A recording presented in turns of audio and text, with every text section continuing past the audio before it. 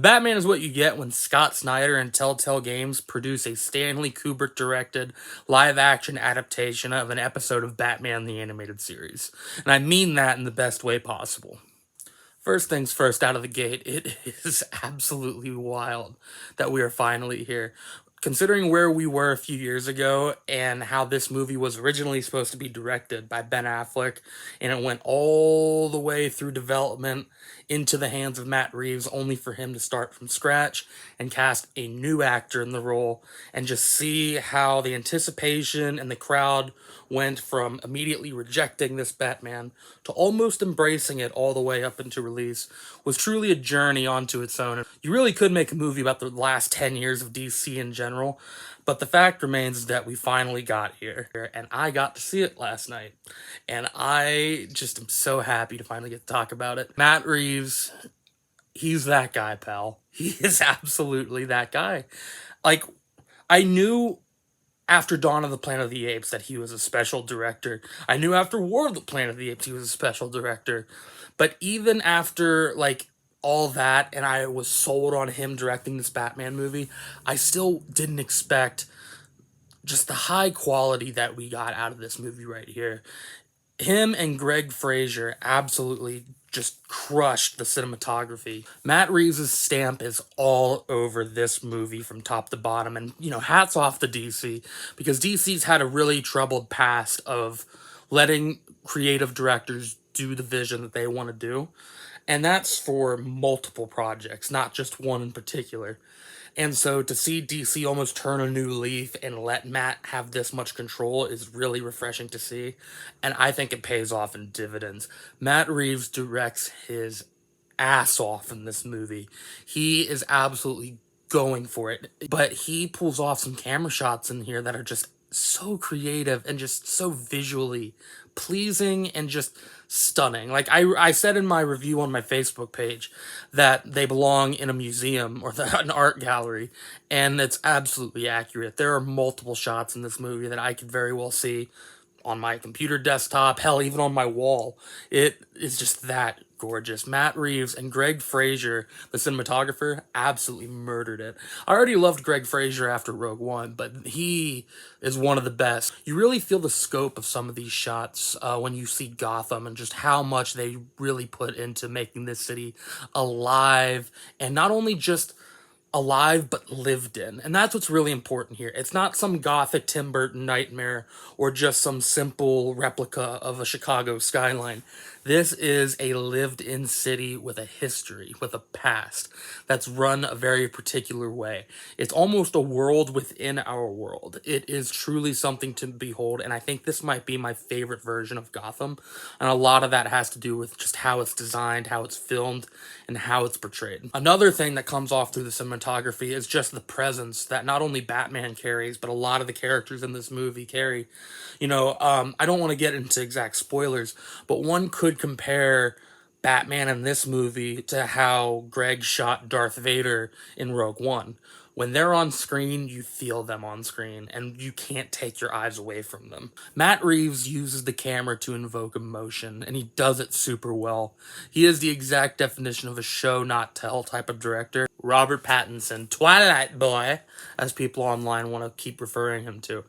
And let me just say this, as one of the most notorious Twilight haters within my friend group, guys, the Twilight jokes, they're done. They're done. I hope y'all had fun. They were a good time. I had a lot of fun with them as well.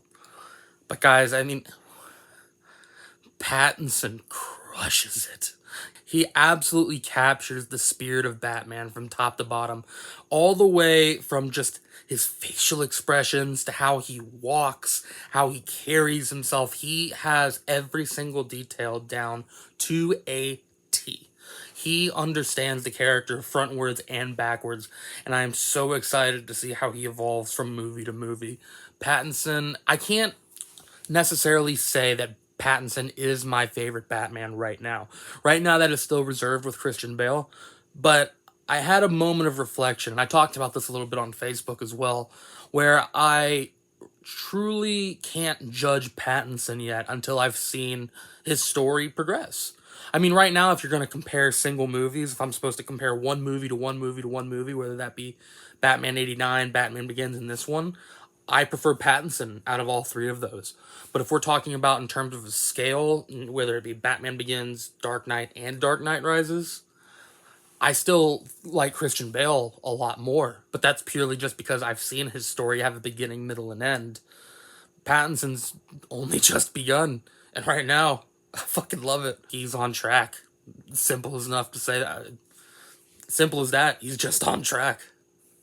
But not only does Pattinson kill it, the entire cast is awesome. I don't think there's a bad performance in this movie. John Turturro, as I mentioned earlier, is awesome as Falcone. You really do feel like he is the big bad mob boss of this city. Along with Colin Farrell's the Penguin, who absolutely is having the time of his life. Everyone's talked about how unrecognizable he is. I cannot add any more to that conversation, but he is so good in this movie as well. He's so entertaining. Zoe Kravitz as Catwoman is another really big standout in this movie, and I truly do believe this. I think Zoe Kravitz's Catwoman is the best on-screen adaptation of this character we've seen yet. When I see her on screen interacting with Pattinson, and by the way, their chemistry is off the charts. Like, I can't wait to see that relationship continue to develop. Halfway through the movie, I'm watching them interact on screen, and I'm not even thinking about how Zoe Kravitz and Robert Pattinson are doing such a great job. I'm thinking about how Catwoman and Batman are going to be getting themselves out of this situation. That's how engaged I was, and that's how wrapped I was around their performances. Last but not least, everybody knows that I am a sucker for villains, and I'm very happy to say that Paul Dano falls in line with a long history of awesome Batman movie villains. Paul Dano is great as the Riddler, and I realize I'm just becoming repetitive at this point, just saying over and over again, oh yeah, this cast member was great. I don't care. They were all awesome for different reasons, too. Paul Dano, the only complaint I have with Paul Dano is that they do keep him in the mask maybe a little too long. I would have liked to see more FaceTime with him, because when you see it in the trailer, but the scene where they're talking in Arkham, it's one of my favorite scenes in the entire movie. He is so captivating. Paul Dano captures the manicness of the Riddler in the same way Jim Carrey does, but he does it in a way that's not only frightening, but feels right for this movie. He doesn't come off as Joker light. He comes off as a narcissist who has been denied every chance he has at having a normal, decent life, and well characterized. I think Paul Dano has left his mark on the Riddler forever. The Riddler in this movie is Jigsaw, but with a different type of conviction, and I think that's really the best way I can describe him without going into spoiler territory. He is both terrifying and interesting. One of the reasons the Riddler is just so damn engaging is a lot to do with how Matt Reeves crafted the script and the story around this movie. The Riddler absolutely plays a great part in where it's not necessarily a mystery where we're trying to figure out who the Riddler is or necessarily where the Riddler is. We're trying to figure out why the Riddler is doing this. That's the mystery. That's the detective story.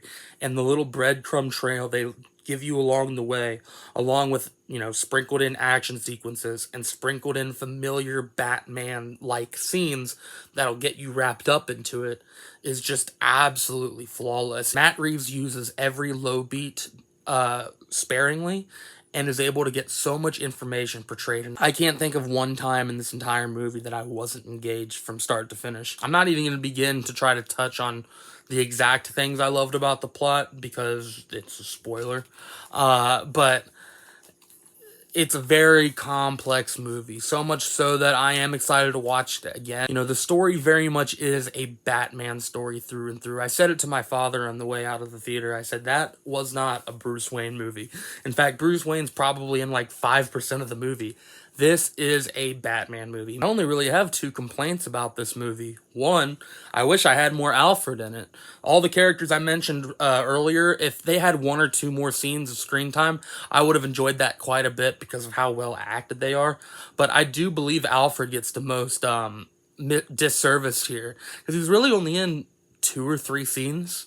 And Andy Serkis plays him just so well that I want to see the relationship with him and Bruce just continue to develop, along with everyone else in this movie. Just, I can't stress enough how well acted this movie is from top to bottom.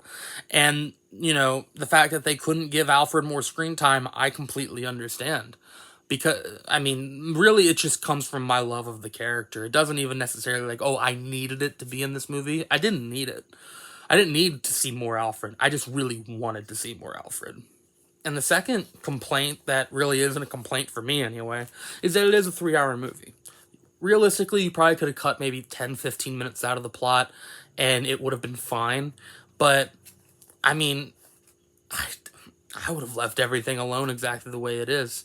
Like I said earlier, this movie is a Batman the Animated Series episode. You can tell the love of Batman that Matt Reeves puts into it. I would have watched a whole fucking miniseries.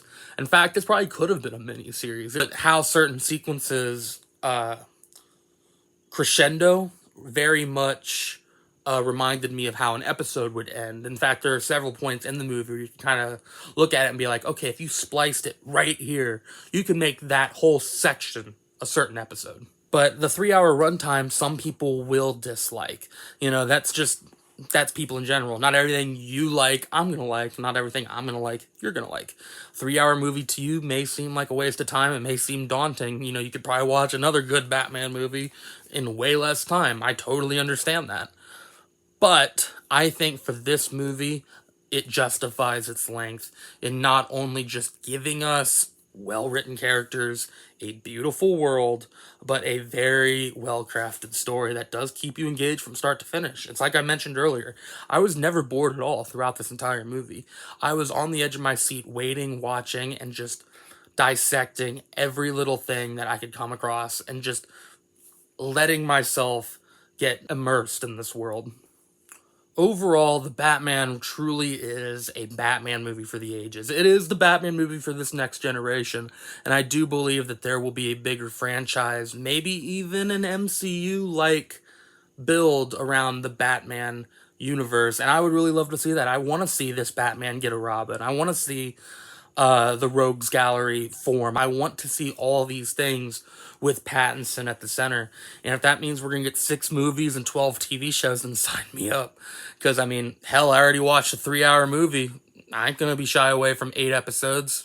The Dark Knight is a gold standard Batman movie. It's an all-timer. There's no person on this planet that can credibly disservice that movie. It is untouchable. However, while I do think that The Dark Knight is the best film with Batman, I think this is the best Batman movie. I think this is a quintessential Batman story. I think if you have someone with a fresh slate that's never even bothered to hear about Batman, I think you could show them this movie and they would fall in love with the character. It is, in my opinion, the Batman movie that I never got. And I truly do mean this when I say that Pattinson might be my Batman. He might be my Batman. I can't wait to watch it again, that's for sure. I am giving The Batman, directed by Matt Reeves, 4.5 out of 5 stars. While I do think that this is a perfect Batman movie, I do have to put on the critic brain for a second and knock 0.5 off purely because some people will not be happy with the 3-hour runtime. And frankly, like, go cry about it. But anyways, thank you for watching. This is my first ever video review on my RJ Stag channel. I appreciate all of you for watching. Let me know how you thought of The Batman. Let me know what you thought of my review. If you'd like to see more reviews like this, let me know. I've really only posted my Yu-Gi-Oh videos and my Apex videos, so I would like to do this more often, actually. So let me know what you think. Let me know what you'd like me to review. You know, I'll see if I can get to that. So thank you.